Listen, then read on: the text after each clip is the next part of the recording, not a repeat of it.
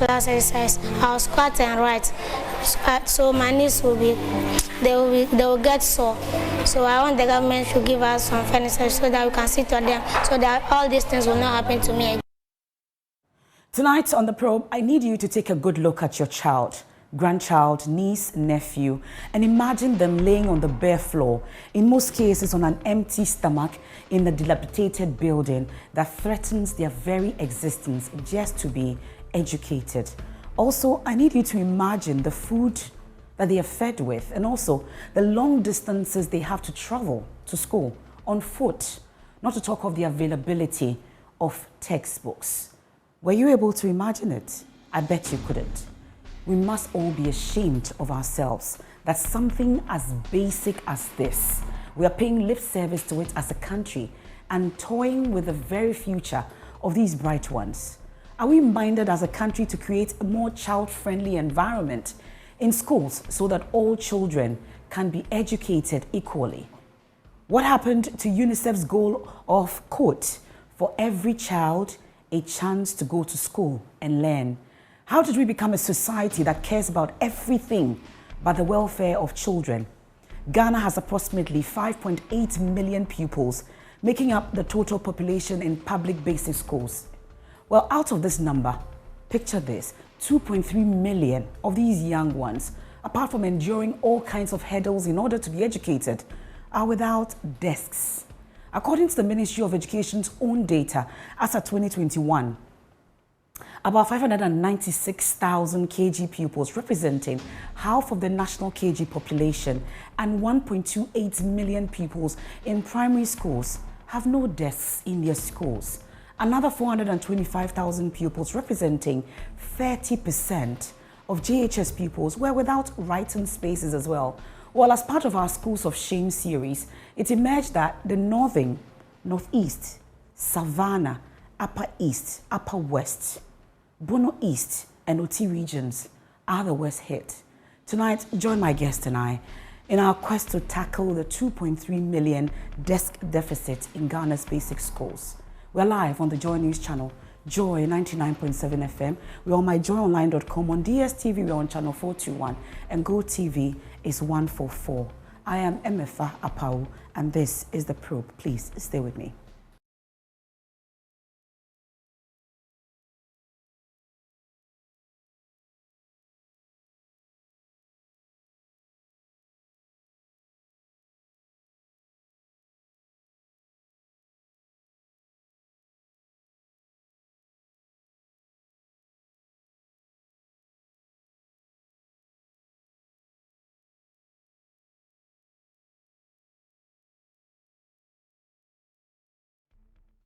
And the Joy News feature dubbed Ghana's Schools of Shame, produced by Jojo Kobina, a number of schools in the Pandai district were shown to have no furniture, a situation which was affecting academic work both for pupils and teachers.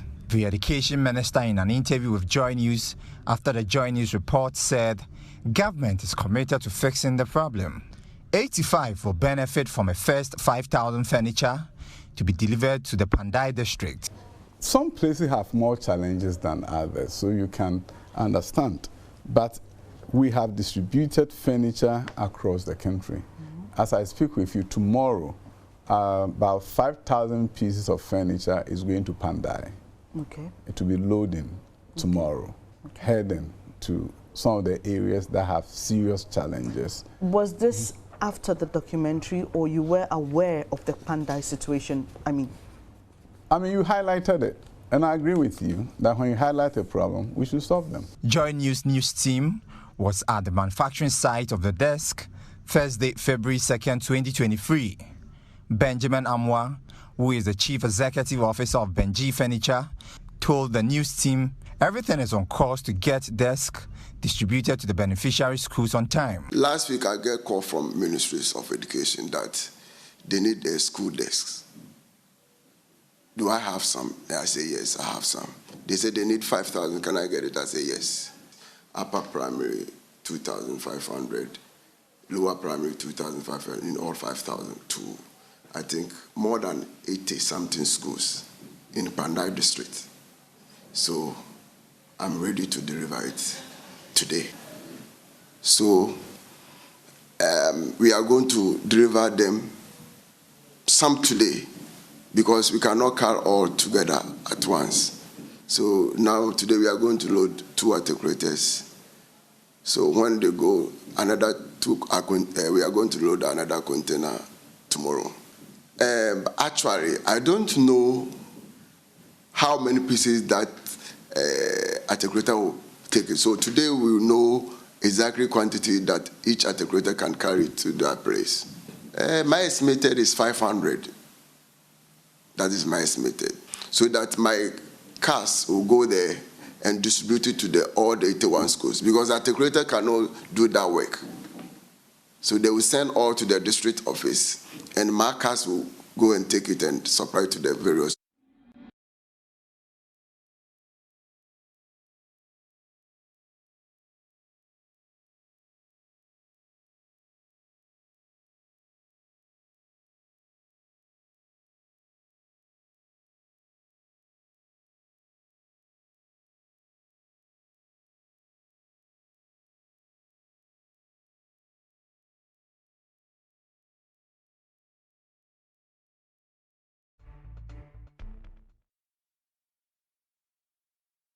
Welcome back to tonight's edition of The Probe, and it's our Schools of Shame. We're taking a look at the deficit when it comes to desks at the basic schools, or public basic schools in the country. And tonight, my guest in the studio is Executive Director of the Africa Education Watch, Kofi Asare, is with me. My colleague Jojo Kobna, Features Editor, Joy News, will also join us. I also have Dr. Clementa Park, Busa South MP, and also a member of Parliament's Education Committee, will also be joining us. Reverend Isaac Owusu, who is the President of the Ghana National Association of Teachers, NAT, will also join us at some point. Then Yao Opoku Mensah, the Deputy PR of the Ministry of Education, will provide some answers as well along the line. My colleague Natalia Kwanzaa is also working on our latest edition of Schools of Shame. She will also update us much later. But let's try and actually bridge this particular gap because it's a shameful thing that's happening in this country. We are told some 40,000 desks have been dispatched after we first aired our Schools of Shame. And Pandai, we're told, has received some, desks. We'll be giving you updates on that. But Mr. Asare, thank you very much for joining us here in the studios. This is something that I'm very passionate about, and it actually hurts to see how we're treating our very own, who are supposed to be the future of this country. But you've been doing some works on this particular situation. We are told it's not as bad as we are reporting it. But what's the situation in terms of your account of what you know? Well, I'm pleased to be here, and let me thank the team working on the Schools of Shame documentary. It has helped bring forth an issue that was buried and hardly gained this level of prominence. I'm sure if we had this level of prominence given to desks for our basic schools, we should have had a better situation by now. And so kudos to the team, and I urge them to continue the good job. Yes, the issue of desks has been with us for some time now. I must admit that it didn't start overnight. Mm-hmm. I appreciate that by 2017, when the new medium-term plan of the Ministry of Education was being drawn, we had about 30% of students in basic schools not having access to desks. And so, yes, the issue has been there for some time. But we, in monitoring government's implementation of the Education Strategic Plan, after reviewing the first 4 years of the plan's implementation, which is the Education Sector Medium-Term Development Plan, came to the realization that an issue that needed to be addressed was actually escalating. I.e., by 2017, 30% of basic schools people did not have desks. But realize that by the end of the first 4 years of the Education Strategic Plan, which is the first medium-term plan, by 2021, the percentage had increased to 40%. That is what alerted us that no, if we don't pay attention to the desk situation, it is going to overtake all of us. So we began finding out what the real challenge was. What were the drivers of these deskless classrooms, or deskless schools? And we discovered that Indeed, it was mainly because schools were constructed without furniture, that's one. And then two, makeshift schools. Obviously, once a school is under a tree or a shed or a dilapidated structure, you won't be expecting to see quality desks or desks available in the right numbers. So that was another function. And the third function was that there were some categories of schools, especially in urban and peri-urban areas, where desks were not available simply because of overcrowding. For example, Oyibi Presby. Oyibi Presby is one of the most overcrowded schools in Accra, in Greater Accra region. It is so overcrowded that the school actually runs a shift system, morning and afternoon. I thought we had abolished the shift system. No. So in a class, you find about 80 to 90 students or pupils. And you see 4, 5 children sharing a desk. You go to Umaria in the South area, similar instances. We saw that 4 children were struggling to share a desk meant for 2 people. They couldn't write well, you can't concentrate, and all that. So it manifests in urban areas by way of overcrowded classrooms and 3 to 4 and sometimes 5 children sharing a desk meant for 2. But in rural areas, it manifests in, if you like, in Kwanta South, when we did our deprivation and learning outcome study, 7% of students were learning sitting on stones. About 20% were bringing improvised tools, 3 or 4% were lying on their belly to write and all that. So it has various manifestations, but the main cause is that we have constructed schools in the past and in the present without furnishing them, and then also makeshift schools under trees have sprung up, children enrolling in the same, but without this. This has been the problem. Okay, well, and we know that the features desk here at Joy News started this, at least for this year. We started in January, and I know how Jojo is very passionate about these things as well. And we started Schools of Shame. We've had some significant progress after that, but we're hearing that even in Accra, there are situations like that. I know you've done Krachin, Trumuru, you've done a number of schools, and we're still working on it. Paint a picture of what exactly it is that you found in these places that you went to, Jojo. It is the reason why this thing is very shocking to me is because, when I was going to school, I had a desk to sit on. And I wasn't sharing a desk. I had my own desk. Sharing a desk is something that was very new to me. So now you have children who are not sharing a desk. They have nothing. So they have to sit on stones. You have children who have to carry planks to school to sit on them. You have children who have to carry stools on their heads and walk very long distances. What is very interesting, there was this one community in the Pandai district. The people come all the way from, let's say, I would say it's almost 3 hours walk to school. So they walk all the way to Balai, and when they get there, they carry their own stool. So imagine walking. First of all, they wake up very early, 6, so that they can make the journey. So sometimes very early, 5:30, the parents wake them up, and then they run. So they run so that they can get there by 7. So they get there. Children who are they get there already tired. Then they have to sit on the floor. They have to sit on stools. It is really heartbreaking. Then it gets to a moment. At Balai, for example, they were very lucky. At least the floor was even cemented, so it's at least clean. You can even sit on it. Others, no, the floor is just bare ground, soil, and then they have to sit in it and they have to write. So to make sure that their books are tidy, they have planks that they put on, or sometimes plastic chairs. And you remember in the northeast region, one East Gonja, one particular place, school, Kufori, that school is really heartbreaking because they don't have a school. The children, the community members decided to put a school there. They put up a mud structure. They got their own teacher, and they did that for years. And then Ghana Education Service saw that, they are trying, and so they gave them teachers, and then they made it a GES school with textbooks. But that was the end. We have 2 teachers teaching about 6 classes, and it's really terrible. So they are even trying. They even go and get a teacher, a volunteer to come and help them. So you can see that it's not like the parents have shirked their responsibility, like they don't really care about their children. They do care, But I mean, they keep doing this and there's really no motivation because now there are no teachers there, no furniture, they still give them furniture. One boy actually telling me that, oh, yes, I picked my grandma's stool to come to school.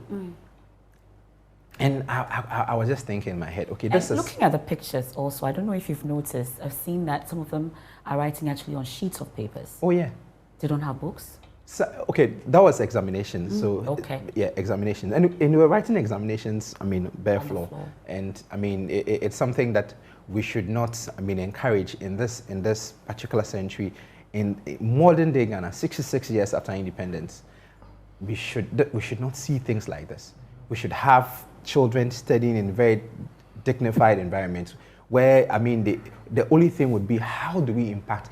The other countries are thinking about how do we improve our learning at artificial intelligence.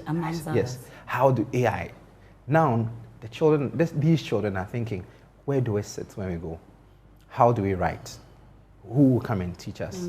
And so these are hurdles that they are faced with every single day. Okay. And we are not doing much.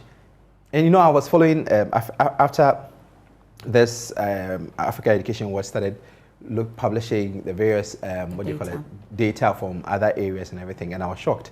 And what was interesting, many people started sending me pictures, like many schools in the northern region. My phone is flooded. They said, when are you coming to our school? We cannot talk, but we can give you footage, we can give you pictures of it. And I realized that the situation is way bigger than I even imagined it.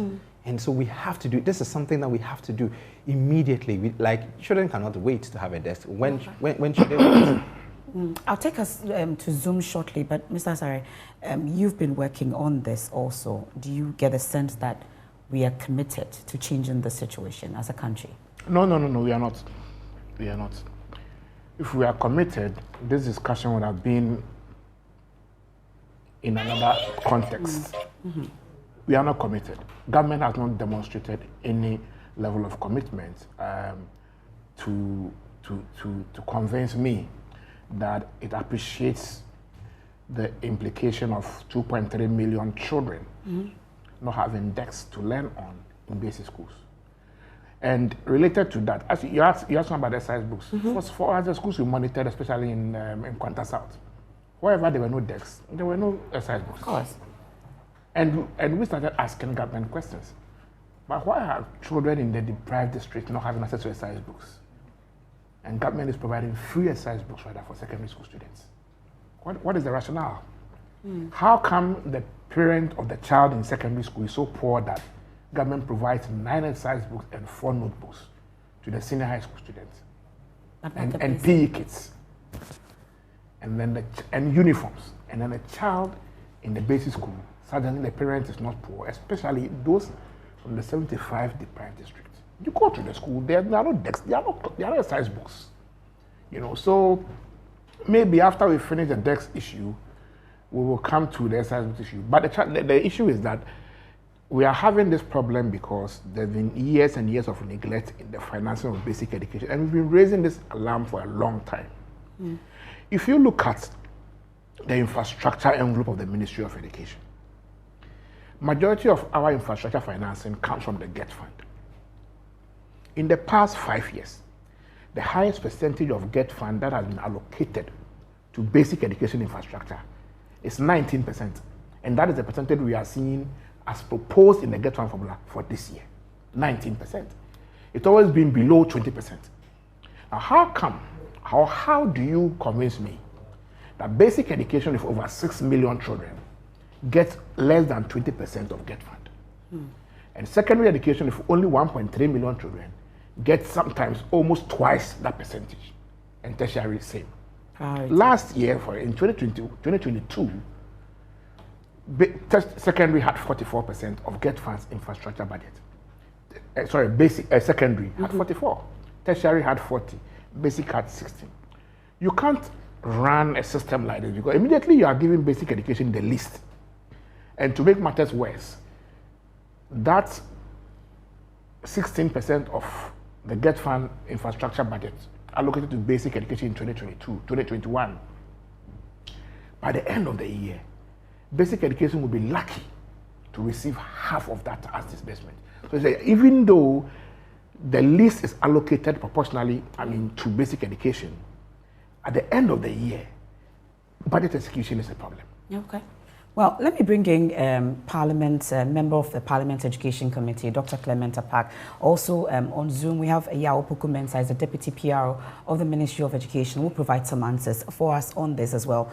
But Mr. Apak, Dr. Apak, I beg your pardon. So whilst we started this Schools of Shame, Parliament was clearly on recess, but there was a promise that the Education Minister will be hauled before the House to give you or provide some answers, since you have oversight on these things. What really has been the response so far? Was he able to appear before the committee? Is he yet to?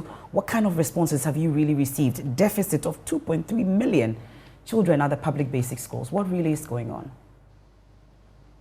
Well, first of all, let me say good evening to you and to Kofi and the wonderful multimedia, investigative journalists who has put this together. First of all, it is important that I reaffirm what both of them have said. I am not just privileged to be on the Committee of Education, but I also have a background in education myself. And I happen to be a member of Parliament representing a rural constituency. So all that we are seeing and hearing is manifested in my own constituency. And I can tell you that as we are speaking, one of the biggest disincentives for keeping pupils in school is the lack of furniture. And I try to do my best. But clearly, the state, we as a nation, and in particular this government, I don't believe has done enough to address the issue of furniture deficit in particular, and the challenges facing the public basic school system generally. Sometimes I wonder, and I like the example that Kofi gave. How is it that we continue to increase funding and we continue to ensure that we disburse funding to secondary education, and yet we do the opposite for basic education? For over the last few years, the budgetary allocation and approval for basic education has continued to decline, whereas that of secondary has been increasing. At the same time, we have claimed that we want to build a robust secondary system, introducing STEM and looking at tertiary education that is going to focus a lot more on science and technology. And yet the foundation, which is basic education, where we ought to invest, not only in the area of infrastructure, which is important, but also in the area of teaching and learning material, and also ensuring that these institutions get the basic necessities in terms of capitation grants to be able to function and even to repair, a few pieces of furniture that may be in their custody, so that at least the incidence of furniture deficit will not be as severe. It's not being done. So you have a situation where government owes capitation grants in excess of 2 years, 45 million Ghana cedis in arrears. Then a request of 61 million is made for this budget year. And what government does is to allocate only 11 million out of 60 million. So you have outstanding arrears of 45 million. You make a request of 61 million, and you are only giving 11 million. How are the public basic schools expected to function? So the point I'm trying to make is that the challenges bedeviling the public basic education system, yes, furniture deficit is important, but it is as though there is a deliberate neglect to allow a further deterioration of the public basic education system. And I simply cannot understand how a government that is professing secondary education would be willing to invest that much in secondary education and at least keep tertiary education going, would neglect the foundation. It simply doesn't make sense to me. So yes, the committee was scheduled to meet with the minister. It didn't happen. Okay. Today, we were earlier in Eburi, where we were to meet with the minister. We arrived yesterday, and this morning we held a meeting with the Ghana Student Trust to also hear the challenges to do with the trust and the challenges. And I'm surprised that Kofi, I would be surprised that Kofi would hear that Get Fund again has come up. Because the Get Fund capping and the inability for Get Fund to get its full resources clearly is impacting negatively on education in general and basic education in particular. Because when Get Fund is not getting what it requires, Get Fund is not able to meet its commitments in terms of infrastructure and even the supply of furniture. And yet we have placed a cap. So we ought to ignite a much more broader national conversation. I am truly worried that the basic public education system is collapsing, and the consequences of that are very dire for us as a nation. Okay. Because if we want to build a fair, equitable society, we must necessarily focus attention on basic education and in particular the deprived communities.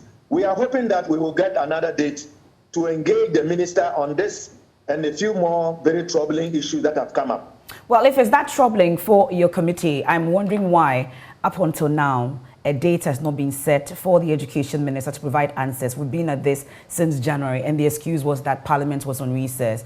Parliament has returned, and if this is a pressing issue for your committee, I wonder why nothing has been done about the situation just yet.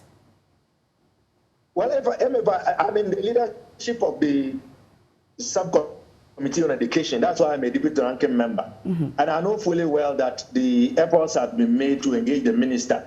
Originally, we were supposed to have met him, I believe, the Thursday before we resumed. That's what we're told. Sitting in Parliament.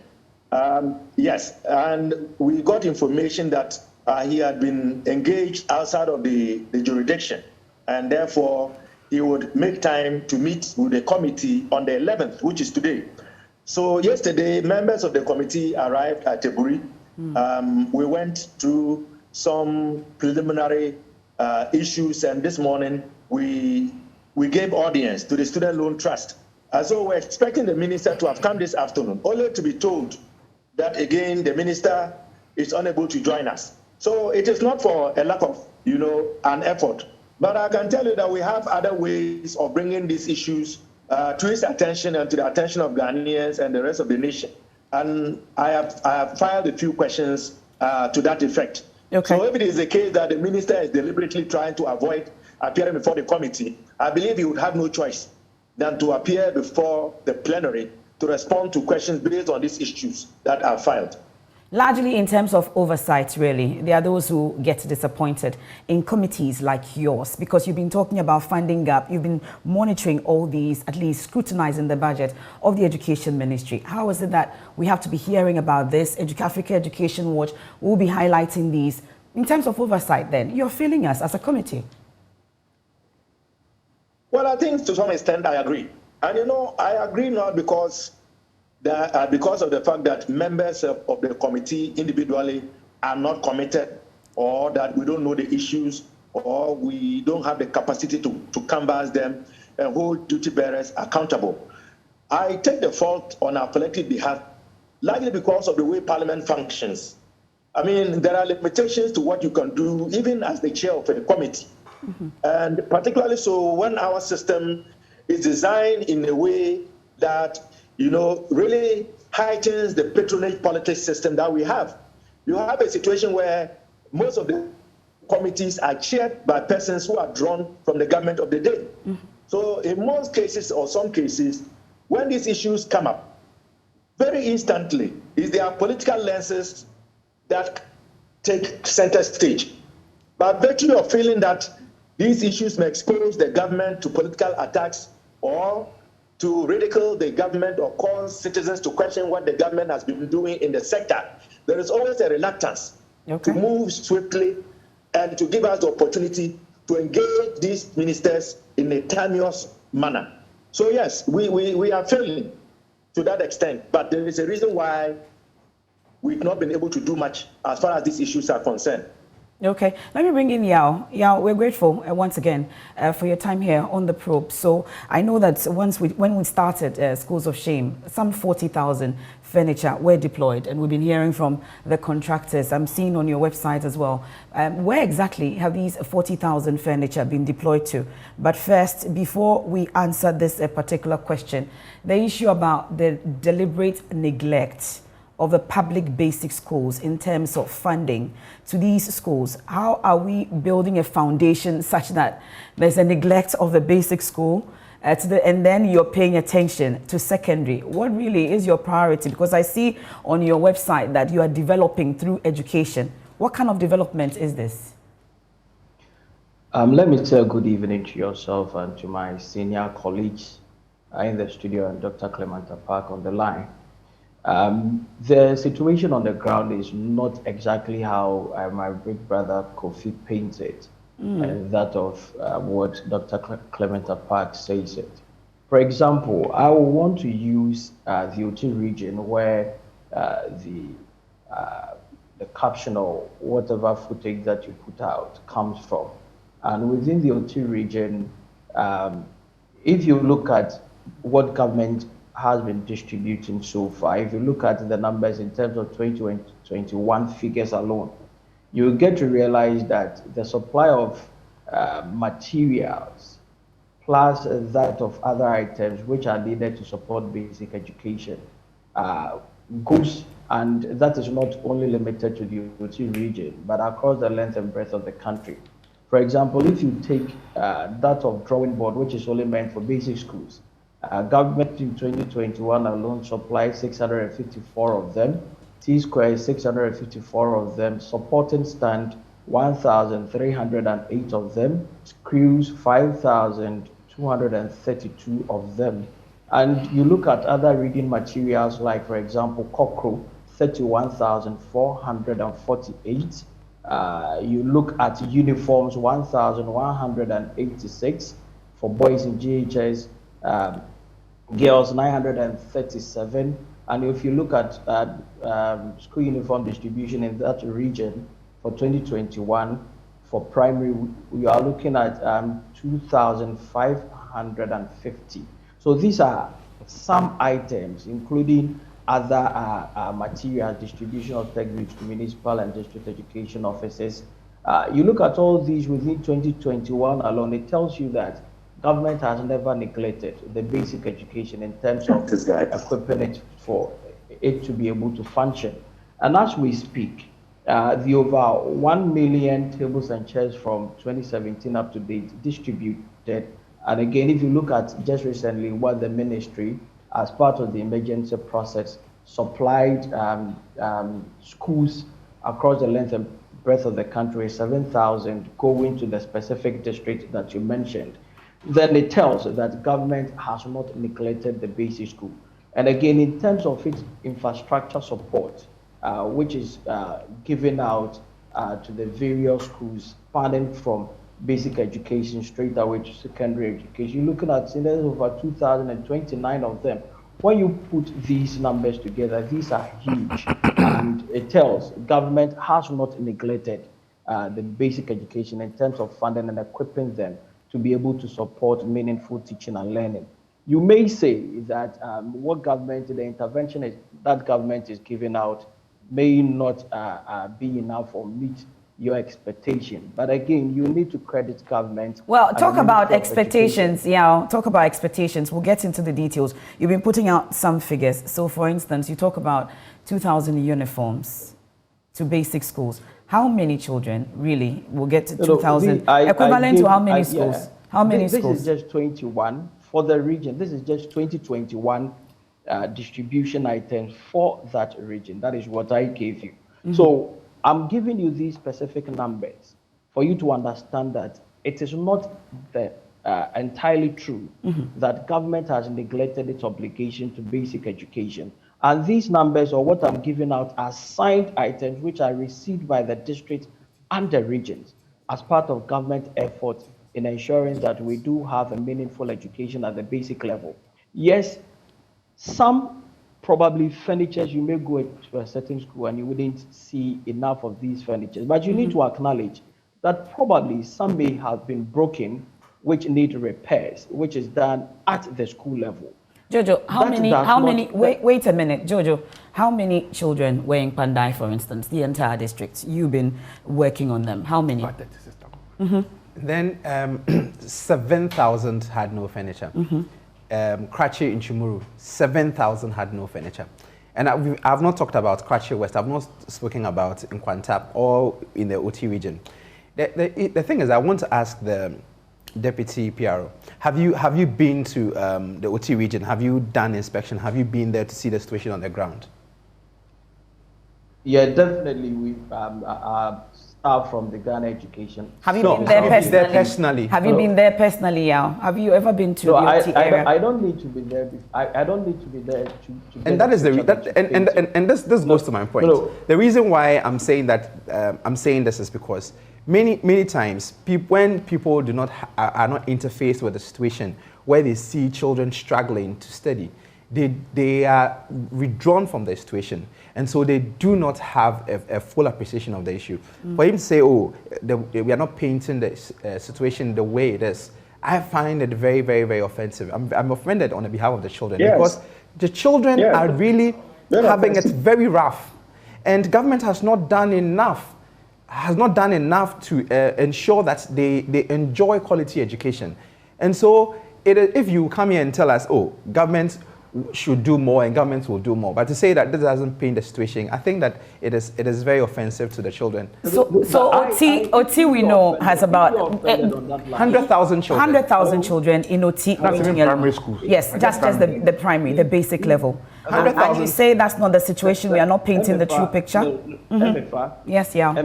Yes, yeah. Right on the onset, exercise which were mentioned, certain materials were mentioned, which paint a picture that nothing is happening at the basic level. That is exactly what is being put out there. And I'm telling you, some of the interventions that the government have made, and probably to your situation, you may say that is not enough, we need to do more. But 100,000, if 100,000 children, and you supply 2,000 uniforms, for instance. Listen, please. Really, if you tell us that's not the situation. No, at the basic level, you are not looking at one people to a desk. Basically, what we do supply are dual desks. I've asked you about uniform. I'm asking you specifically about uniform because you introduced that. You introduced that, Yao. Every year, listen, every year. Uniform is per one child. It's per one child, isn't it? Yes, exactly. And I'm asking you, 100,000 children in OT, for instance, Yao, and you give them 2,000 uniforms. How many children will get that? No, this is figures I'm giving out as at 15th of June 2021. Last year. And I'm giving you these figures for you to understand that what we're painting as a total neglect at the basic level, that is not the case. That is what the picture I'm painting to you. And we need to understand with it from that context that what government is supplying out to basic schools are part of the measures government is putting out so that we can achieve or get to the limit that we all seek to have.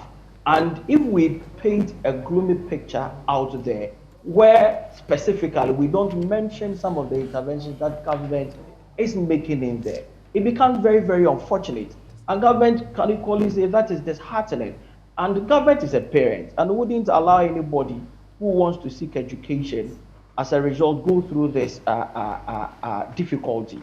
So just this Friday only, as part of the effort, government traveled, the Ghana Education Service, led by the Director General himself, traveled all the way from Accra to the Senate West, where the disaster occurred, to have a first-hand information about that, the intervention that government has made, and went there to give out life jackets to these children who are seeking education. So enough is happening. We can say that probably what government is doing, we need to double the effort.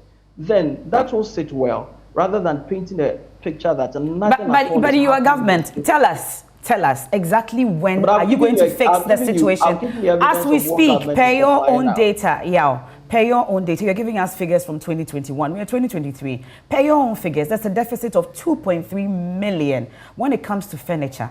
Tell us what exactly the plan is to bridge that gap. Please wait. Are you, if you want to describe it within the mono context, then we can have a discussion. These, what you are specifically referring to, are dual desks, which government, as we speak, has given out some numbers to the specific. Give me specific numbers. How many numbers? Give me numbers. You started by giving numbers. So as we speak, we are trying to bridge this gap in terms of deficit. Give me numbers. Currently, as we speak, and from our website, you hear of over 50,000 which have been sent. 40,000 we are told is for the whole year. 40,000 is to be distributed. Yes, now, to be distributed. No, but we started the distribution. But but he's not. So how many have you distributed? How many have you distributed? Specifically, as part of the emergency aspect, some went to the specific district that you mentioned. So we need to put these together. And what I'm saying is that we don't need to paint that gloomy picture as if nothing is happening at the basic level. That is where my worry is. And these are evidence on the ground we do support. But of course, if you as a person, you have not even encountered the situation itself, how then do you sit in the office and tell us that we are painting a gloomy picture when we have been on the ground, when you have not been? I definitely have constant interaction with schools. I'm a teacher myself, and I know definitely government will never put out a school without furniture.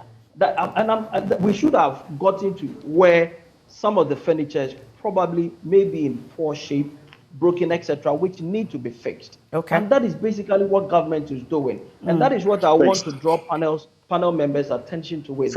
We've not neglected the basic level. And that is what we need to understand. Okay, Dr. Apak, I'll come to you shortly. I know you all have reactions to what Yao Pukumensa is saying, but let me bring in Reverend Isaac Owusu. He's the president of NAT. At least he's a teacher as well, leads the country's teachers, at least most of them are the public basic schools. So we've been talking about this deficit. We are told that we're actually painting a gloomy picture in that a lot is being done at that level. Tell us, what's the situation really when it comes to at least provision of desks, for instance? Well, good evening. Good evening, Rev. Yeah, let me say very good evening once again to my colleague panel members on your show. And also say kudos to multimedia for enlightening the challenges that have been existing years ago. And we've been able to at least see the result. I heard the minister saying that they stand about 5,000 desks to the Uti region, and it's a plus. We know this. It is the teachers and the pupils that suffer. You see, we are expecting the teacher to deliver at his or her best. But how will you be able to be motivated when you are posted to a school or a community where you see a death trap structure? You see children walking about 2 or 3 miles to access education. Before they get to the school, they are already tired. When they enter the class, there is no chair or desk for them to sit on. The teacher certainly will be frustrated in making an attempt to deliver. You see, this thing didn't happen today. The challenge that is confronting all of us is that anytime a party comes to power, instead of continuing what the previous government left over, the new government will try to rubbish what the previous government did, and then try to make attempt to start afresh in attempt of trying to fulfill its manifesto. This is what has brought us here. Because if at this era, we have over 1.3 million deficit of debt. Then we ask ourselves, does the government forget about his obligation under Article 38 of the Constitution? That is the duty of the government to make provision of facility. And I'm not referring to this current government. There's a certain government that has come to power. Now we believe in decentralization. At the district level, my sister, the DC, MC, and metropolitan mayors, they are in charge of the education, most especially the basic level, in their respective districts. Okay. Because the DC is the chairperson for the DIOC, and the DIOC stands for District Education Oversight Committee. Now, they have neglected their work because they are claiming that, yes, common fund is not forthcoming. They are not getting any external fund to support their education. Now, GES headquarters every year conduct census. That is MS. And head teachers at the basic school provide detailed information. Schools that are lacking textbooks, schools that are lacking texts, and those that are the bills that they are living in are not good. All this information are with the teachers. So every year there's a data collection exercise just to gather the data, yet nothing is done about the situation. So sometimes we wonder, when the heads of the various bases who provide this information, what do we use the information for?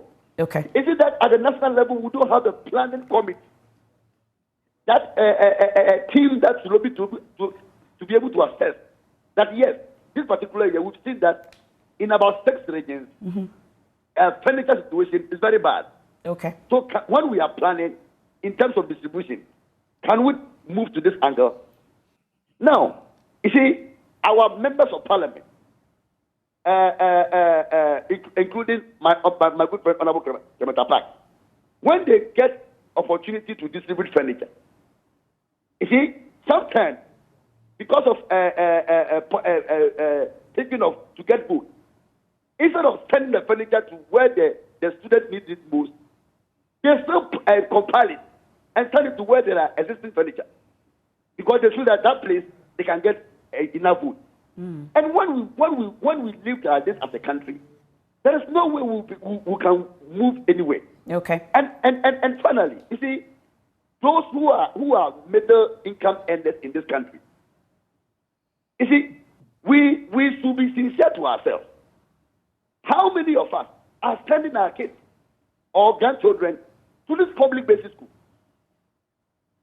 Meanwhile, we are at the forefront trying to manage public basic school. If you are a middle income earner and you are not interested in sending your child in that public basic school, when there are issues, you will not feel it. Okay. And so it is the teachers that are suffering.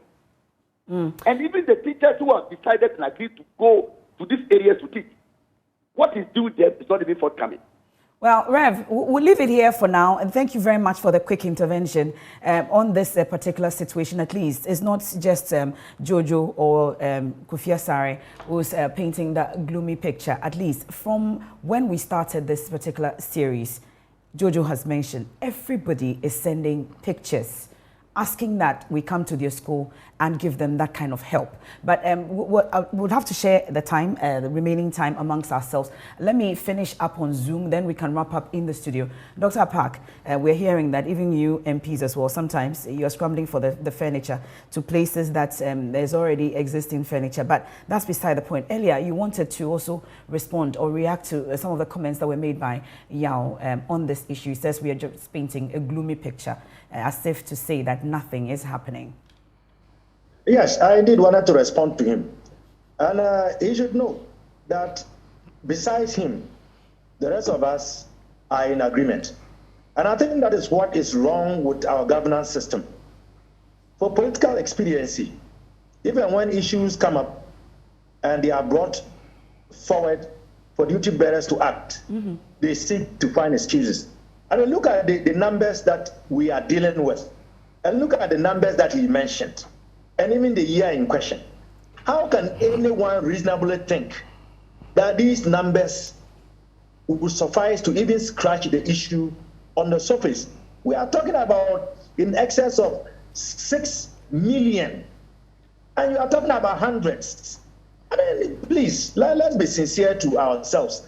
But you see, what he failed to also understand is that when you say some furniture may be broken and perhaps need to be repaired, how do you expect the heads of the basic schools to repair them when you have failed to pay capitation grants for 2 years? And where are they going to get the resources to fix broken furniture? So clearly, when we say the public basic school system has been neglected, I believe that we've been able to itemize variables to show that this is indeed the case. And we must admit it as a nation and see how best we can address what clearly portends for a not too good future for this nation. Okay. Mr. Asari. Well, I think that, well, in summary, we have 2.3 million children in Ghana who don't have access to desks, according to the standards set by the Ministry of Education. And this data is from the Ministry of Education. It is not in dispute, and we are not, the situation is so urgent that we don't have time to haggle over this fact. We want to haggle over the solution. In primary schools and junior high schools, about 800,000 of this decks are needed, you know. And then we need, of course, they are dual decks. So once you get 800,000, it's going to solve about 1.6 million. Yeah. And then the remaining 500,000 is for kindergarten, because only 50% of kindergarten students also have desks. Half do not have desks. Now, what do we do?